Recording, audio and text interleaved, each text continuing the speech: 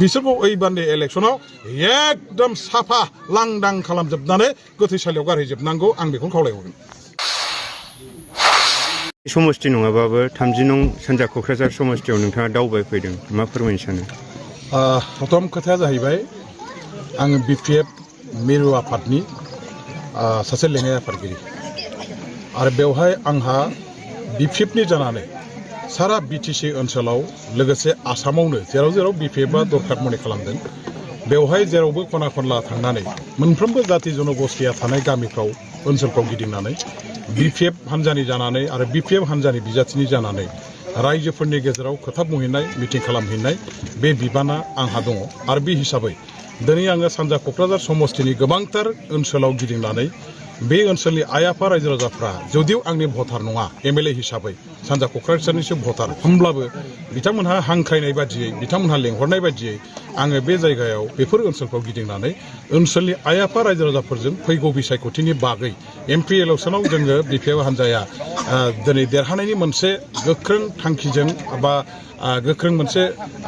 जोंनि अभियानखौ जे जों सालायबाय थादों बेनिनो अभियान सालायनांगौनि थाखाय बेफोर जायगायाव आं गिदिंफैनानै मिटिं खालामदों आरो बे मिटिंफ्राव आङो दिनैहाय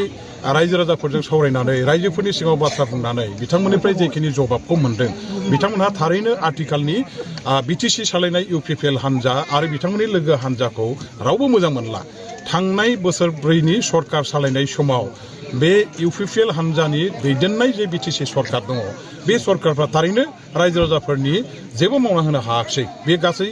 बे ओनसोलाव जेसेबां रायजो राजाफोर दं बिथांमोनहा बेखौ जोंनि सिगाङाव सिखार जादों फोरमायदों आरो बिनि थाखाय दिनै ओनसोलारि आइ आफा रायजो राजाफ्रा जाति जनगोष्ठिनि जोंनि बिदा फंबायफ्रा इउपिपिएल हान्जाखौ थांनाय समफ्राव मदद खालामदोंमोनब्लाबो बिथांमोनखौ भट होनानै देरहानायाव सहाय खालामदोंमोनब्लाबो दिनै बे हान्जाखौ थारलायै नागारनानै गोदानै बिटिसिआव मोनसे बिपिएफनि दैदेननायाव सरकार लाबोफिननांगौनि थाखाय दानिफ्रायनो नैबे एमपि इलेक्सननिफ्रायनो बिपिएफ हान्जाजों सिथाबनानै थाफानानै बिपिएफ हान्जाखौ देरहाहोनो थाखाय बिथांमोनहा साखाफारा जादों आरो बिथांमोनहा जोंनि सिगाङावहाय जबानखौ होदों दा बे हिसाबै दिनै आङो बे जायगायाव गिदिंफैनानै दिनै प्रथमबारनि थाखाय रायजो राजाफोरखौ लोगो मोन्दों आरो रायजोफ्रा जेखिनि बाथ्राखौ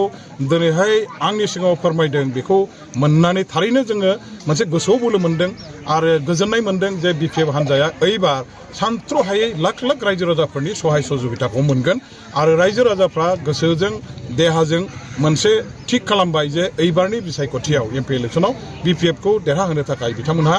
सांग्रांथि बिथांमोननि गेजेराव दंसै आरो साखाफारा जाबाय आरो बेनो दिनै जोंनि बिपिएफ हान्जानि थाखाय मोनसे गोजोनथाव बाथ्रा आरो थुलुंगाथाव बाथ्रा फैबाय थानाय एमपि बिसायख'थिनि थाखाय कंग्रेस दोलोनिफ्राय गर्जन मोसाहारि आरो इउपिपिएल दोलोनिफ्राय जयन्त बसुमतारी एमएलए बिथांमोना टिकेट होनो थांगासिनो दं बिब्दिब्ला बिपिएफनि थाखाय बिथांमोना फेक्टर जानो हागौ नामा जाय जाय हान्जाफ्रा फैगौ एमपि बिसायख'थियाव बिथांमोनहा बाहागो लागोन आरो जायफोरखौ बिथांमोनहा गावबागाव दोलोनि बिजाथि हिसाबै थिसनगोन आं बिथांमोनखौ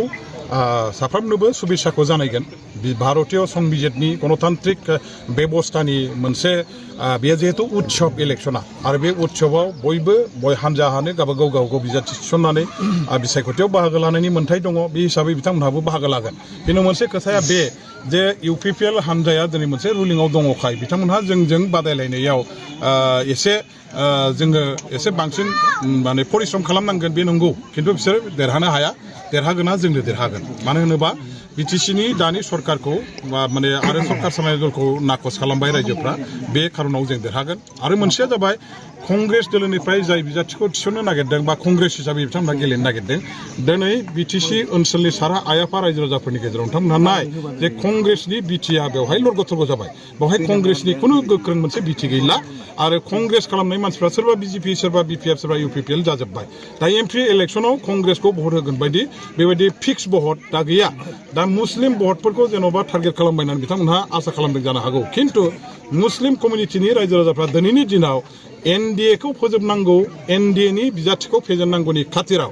जाय हान्जाया एनडिएजों थक्कर मारिनानै देरहानो हागोननि थाखाय इलेक्सन गेलेदों बे हान्जाखौ नागिरै मोनसेल' हान्जाखौ नुदों बे जाबाय बिपिएफ हान्जा बेखायनो बिथांमोनहा गावसोरनि मुल्यबान भटखौ आद्रियै कंग्रेसनो होनानै फोजोबना लायलायसे माने एनडिएनि केन्डिडेट अर्थात इउपिपिएलनि केन्डिडेटखौ फेजेननांगौनि खाथिरावनो जेसेबां मुस्लिम भट दं बा माइनरिटि ख्रिस्टान भट दं बा सब जाति जनगोष्ठीनि भट बिपिएफ हान्जायावनो फैजोबगोन आरो बिथांमोननि भटजों जों देरहागोन बाव कंग्रेसआ खुनु माने जाति जनगोष्ठीनि फिक्स भट गैया हिसाबै बिथांमोनहा जेबो फेक्टर जाया बिपिएफआ थामथि नाम्बारावबो फैया होननानै बेनि बेलायाव मा फोरमायगोन थामथि नाम्बाराव फैयैया आथिखालनि राजनितिनि फोथाराव जि मोनसे माबाखौ जों नुबाय थादों डेभेलपमेन्टखौ जों नुबाय थादों रायजो राजाफोरनि गेजेराव जेबायदि मोनसे रिएक्सनखौ जों नुबाय थादों दा बेवहाय